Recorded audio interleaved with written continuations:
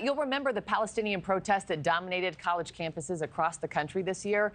Demonstrators setting up tent cities, refusing to move, all while chanting for change. One of the demands was that schools needed to divest from Israeli companies in response to the Israel-Hamas war.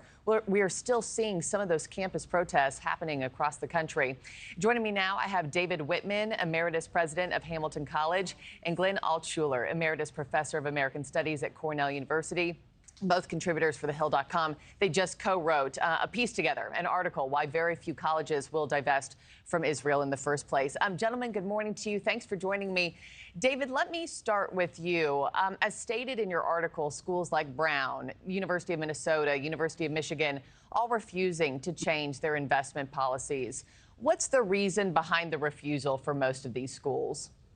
So there's a series of hurdles that the current divestment effort faces that past divestment efforts didn't confront.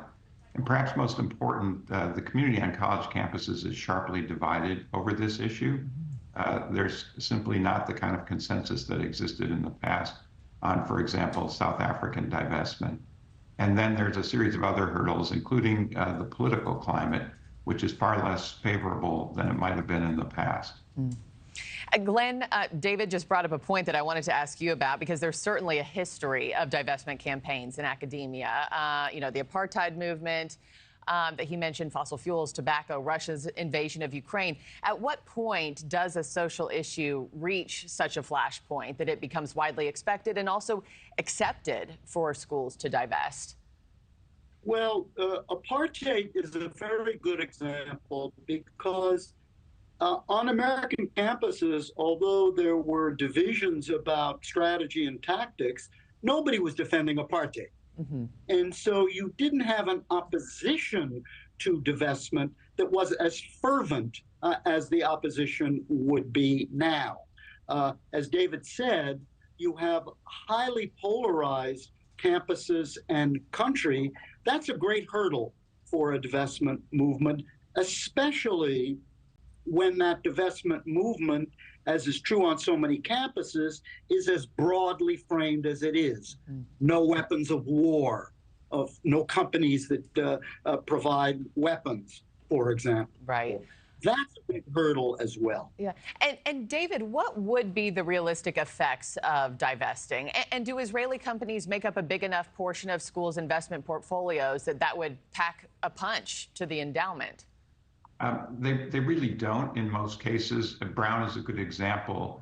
The students there requested divestment from 10 specific companies doing business with Israel, and Brown's investment office concluded that their investment in those companies amounted to only 0.009% of the aggregate market value of those companies.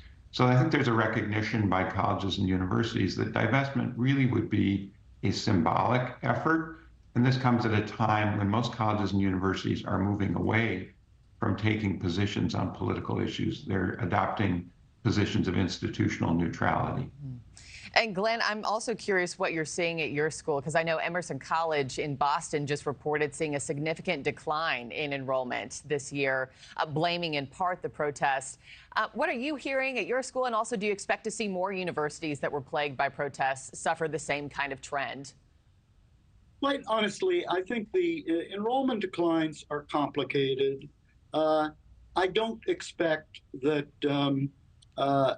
institutions will suffer significantly from enrollment declines because of this issue. There may be a temporary a blip from students who are potential students who are frightened at the prospect of a divided or hostile campus. But enrollments are complicated, and people apply to places for so many different reasons. This is one of them, and it may not be an enduring one of them. And divestment is complicated. It's impossible to fully break down and explain in one TV segment. But thank you both for joining a really fascinating article that you co-penned together. David Wippman, Glenn Altschuler, thank you both so much for your time.